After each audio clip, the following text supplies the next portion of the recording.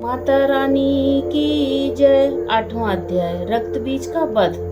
महर्षि मेधा ने कहा, चंड और मुंड नामक असुरों के मारे जाने से और बहुत सी सेना के नष्ट हो जाने से असुरों के राजा प्रतापी शुंभ ने क्रोध युक्त होकर अपनी संपूर्ण सेना को युद्ध के लिए तैयार होने की आज्ञा दी। उसने कहा, अब उदायुध नामक 86 असुर सेनापति अपनी सेनाओं के साथ युद्ध के लिए जाएं और कंबु नामक 84 सेनापति भी युद्ध के लिए जाएं और कोटवीर्य नामक 50 सेनापति और धौम्रकुल नाम के 100 सेनापति प्रस्थान करें। कालक, सहृदय, मौर्य और काल के यह दैत्य भी मेरी आज्ञा से सजकर युद्ध के लिए कूच करें। भयानक शासन करने वाला असुरों का स्वामी शुंभ और इस प्रकार आज्ञा देकर बहुत बड़ी सेना के साथ युद्ध के लिए चला। उसकी सेना को अपनी ओर आता देखकर चंडिका ने अपनी धनुष की टंकोर से पृथ्वी और आकाश के बीच का भाग बुझा दिया। हे राजन, इसके पश्चात देवी के सिंह ने दहाड़ना आरंभ कर दिया और अंबिका के घंटे के शब्दों ने उस ध्वनि को और भी बढ़ा दिया। धनुष की टंकोर, शेर की दहाड़ और घंटे के शब्द से पृथ्वी और आकाश के बीच का भाग गूंज उठा और इसके साथ ही देवी ने अपने मुख को और भी भयानक बना लिया। ऐसे भयंकर शब्द को सुनकर राक्षसी सेना ने देवी तथा सिंह को चारों ओर से घेर लिया। हे राजन, उस समय दैत्यों के नाश के लिए और देवताओं के हित के लिए ब्रह्मा, शिव, कार्तिकेय, विष्णु तथा इंद्र आदि देवों की शक्तियां जो अत्यंत पराक्रम और बल से संपन्न थी, उनके शरीर से निकलकर उसी रूप में चंडिका देवी के पास गई। जिस देवता का जैसा रूप था, जैसे आभूषण थे और जैसा वाहन था, वैसा ही रूप, आभूषण और वाहन लेकर उन देवताओं की शक्तियां दैत्यों से युद्ध करने के लिए आई। हंस युक्त विमान में बैठकर और रुद्राक्ष की माला तथा कमंडल धारण किए हुए ब्रह्मा की शक्ति आई। वृषभ पर सवार होकर, हाथ में त्रिशूल लेकर, महानाग का कंकड़ पहनकर और चंद्र रेखा से भूषित होकर भगवान शंकर की शक्ति माहेश्वरी आई और मोर पर आरूढ़ होकर हाथ में शक्ति लिए दैत्यों से युद्ध करने के लिए कार्तिकेय जी की शक्ति उन्हीं का रूप धारण करके आई। भगवान विष्णु की शक्ति गरुड़ पर सवार होकर शंख, चक्र, सांग, गदा, धनुष और तथा खड्ग हाथ में लिए हुए आई। श्रीहरि की शक्ति बराही बराह का शरीर धारण करके आई। नृसिंह के समान शरीर धारण करके उनकी शक्ति नारसिंही भी आई। उसकी गर्दन के झटकों से आकाश के तारे टूट पड़ते थे और इसी प्रकार देवराज इंद्र की शक्ति ऐन्द्री भी ऐरावत के ऊपर सवार होकर आई। पश्चात इन देव शक्तियों से घिरे हुए भगवान शंकर ने चंडिका से कहा, मेरी प्रसन्नता के लिए तुम शीघ्र ही इन असुरों को मारो। इसके पश्चात देवी के शरीर में से अत्यंत उग्र रूप वाली और सैकड़ों की दड़ियों के समान आवाज करने वाली चंडिका का शक्ति प्रकट हुई। उस अपराजिता देवी ने धूमिल जटा वाले भगवान श्री शंकर जी से कहा, हे प्रभु, आप मेरी ओर से दूत बनकर शुंभ तथा निशुंभ के पास जाइए और उन अत्यंत गर्वीले दैत्यों से कहिए तथा उनके अतिरिक्त और भी जो दैत्य वहां युद्ध के लिए उपस्थित हों, उनसे भी कहिए, जो तुम्हें अपने जीवित रहने की इच्छा हो तो त्रिलोकी का राज्य इंद्र को दे दो।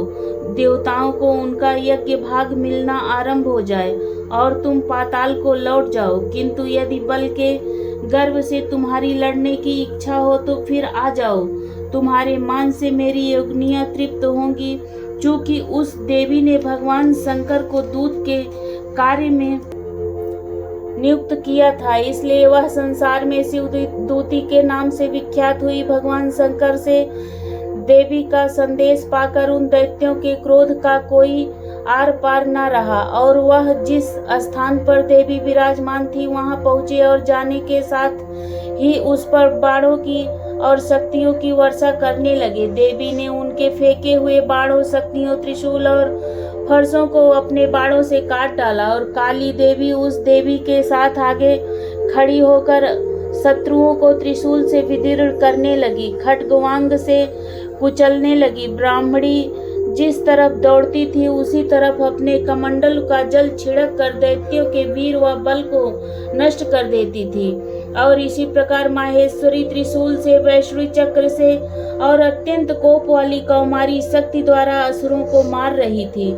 और ऐन्द्री के बाजू के प्रहार से सैकड़ों दैत्य रक्त की नदियां बहाते हुए पृथ्वी पर सो गए। बराही ने कितने ही राक्षसों को अपनी थूथुन द्वारा मृत्यु के घाट उतार दिया। दाढ़ों के अग्रभाग से कितने ही राक्षसों की छाती को चीर डाला और चक्र की चोट से कितनों ही को विदीर्ण करके धरती पर डाल दिया। बड़े बड़े राक्षसों को नारसिंही अपने नखों से विदीर्ण करके भक्षण कर रही थी और सिंहनाद से चारों दिशाओं को गुजाती हुई रणभूमि में विचर रही थी। शिवदूती के प्रचंड अट्टहास से कितने ही दैत्य भयभीत होकर पृथ्वी पर गिर पड़े और उनके गिरते ही वह उनको भक्षण कर गई। इस तरह क्रोध में भरे हुए मातृगणों द्वारा नाना प्रकार के उपायों से बड़े बड़े असुरों को मरते हुए देखकर राक्षसी सेना भाग खड़ी हुई। और उनको इस प्रकार भागता देखकर रक्तबीज नामक महापराक्रमी राक्षस क्रोध में भरकर युद्ध के लिए आगे बढ़ा। उसके शरीर से रक्त की बूंदें पृथ्वी पर जैसे ही गिरती थी, तुरंत वैसे ही शरीर वाला तथा वैसा ही बलवान दैत्य पृथ्वी से उत्पन्न हो जाता था। रक्तबीज गदा हाथ में लेकर ऐन्द्री के साथ युद्ध करने लगा। जब ऐन्द्री शक्ति ने अपने वज्र से उसको मारा तो घायल होने के कारण उसके शरीर से बहुत सा रक्त बहने लगा और उसकी प्रत्येक बूंद से उसके समान ही बलवान तथा महापराक्रमी अनेकों दैत्य भयंकर रूप से प्रकट हो गए। वह सब के सब दैत्य बीज के समान ही बलवान तेज वाले थे। वह भी भयंकर अस्त्र शस्त्र लेकर देवियों के साथ लड़ने लगे।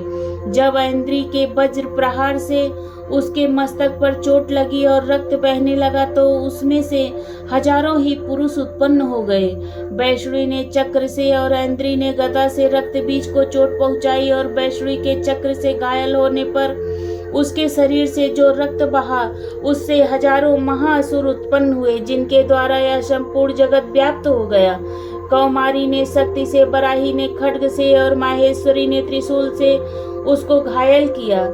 इस प्रकार क्रोध में भरकर उस महादैत्य ने सब मातृशक्तियों पर पृथक पृथक गदा से प्रहार किया और माताओं ने शक्ति तथा शूल इत्यादि से उसको जो बार बार घायल किया।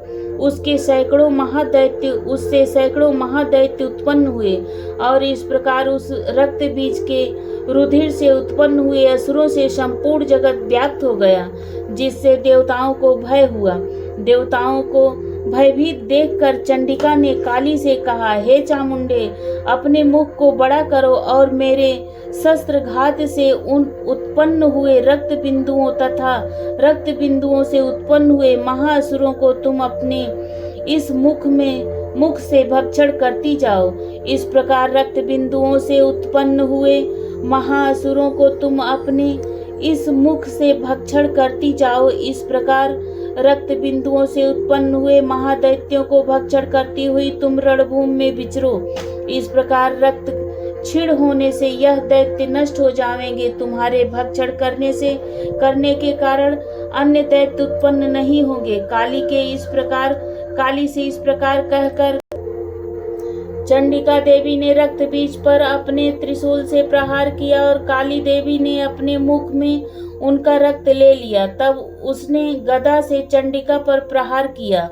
प्रहार से चंडिका को तनिक भी कष्ट ना हुआ, किंतु रक्त बीज के शरीर से बहुत सा रक्त बहने लगा। लेकिन उसके गिरने के साथ ही काली ने उसको अपने मुख में ले लिया।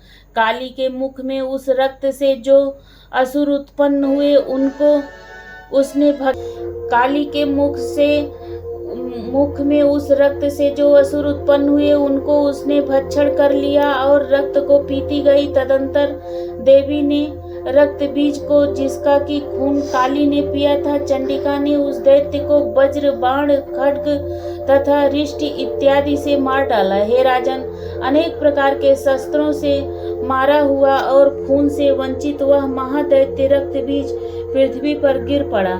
हे राजन, उसके गिरने से देवता अत्यंत प्रसन्न हुए और माताएं उन अप्सराओं का रक्त पीने के पश्चात उद्धृत होकर नृत्य करने लगी। बोलो माता रानी की जय। इस प्रकार 8वां अध्याय समाप्त होता है।